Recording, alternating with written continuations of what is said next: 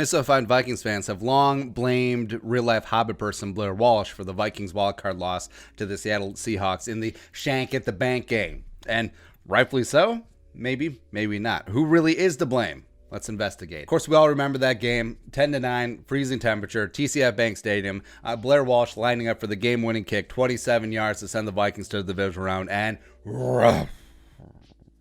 so the Vikings had themselves a very fun and plucky 2015 season. Second year under Mike Zimmer, 11-5, won the North. Things are looking up. There you go. Second year quarterback Teddy Bridgewater coming to his own, pow, as well as Adrian Peterson back off his suspension for reasons, led the NFL in rushing. So everything is hunky-dory, right? Going to make a run, going to go and try to lose the Super Bowl for the 5th time.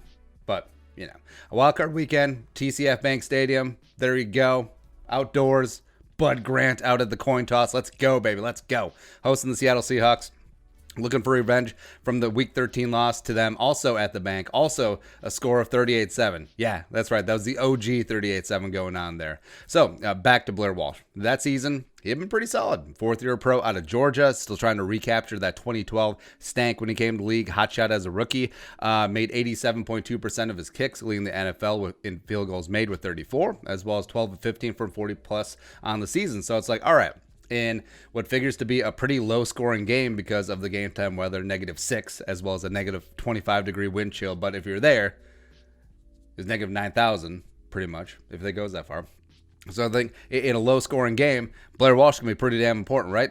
And he produced, kicking 3 field goals, including ones from 43 and 47 yards, respectively, which was basically like kicking a cinder block because of the temperatures going on there. But again, respect. You could make a real good case that since he was the only Viking to score that day, he was the MVP of the team, even with the missed kick, potentially, right? So question is, of the 10-9 loss, 10-9, who is to blame? I mean, first off, it's pretty easy. Zimmer, Norv, for getting way too conservative. Because Teddy was having himself a very solid passing day, despite the elements, drastically outperforming Russell Wilson that day, by the way. Go look it up. First touchdown was going to win that game. But several early Vikings drives, they're having some really damn good success against the Legion of Boom. And all of a sudden, the play calling got very conservative after Teddy got the Vikings into field goal range. They're like, oh, we'll take the 3. Take the 3, take the 3, take the 3. First 6 is going to win, but, you know. Next up, blame the Viking secondary on that broken circus play where Russell Wilson mishandled the snap and then hit Tyler Lockett, set up the only touchdown of the game. It's whatever. Weird things happened that day. Also, blame Adrian Peterson. On top of averaging less than 2 yards per carry that day, Adrian's fumble deep in Vikings territory in the 4th quarter gave the Seahawks the ball back right after they took momentum, right after they scored the only TD in the game, making 9-7. And then Seahawks subsequently kicked the field goal, the game-winning field goal, shortly after off of that fumble. So, great. Lastly, blame Jeff Locke for going full-on Dan Marino laces in. Laces out, Jeff.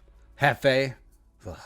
And finally, well, yeah, finally again, yes, blame Blair Walsh. Because even though he was debatably the team MVP that day, he should have made that stupid 27-yard kick, right? The 3-seed Vikings should have been on their way to Arizona to take on the 2-seed Cardinals in the divisional round and potentially made a run to the Super Bowl to beat the Denver Broncos, led by current Vikings offensive coordinator Gary Kubiak, as well as the corpse of Peyton Manning. But it wasn't meant to be.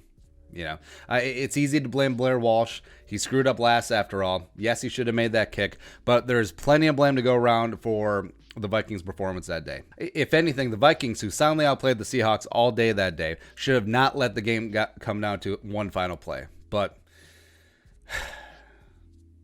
it's tough. Anyways, don't blame Blair Walsh.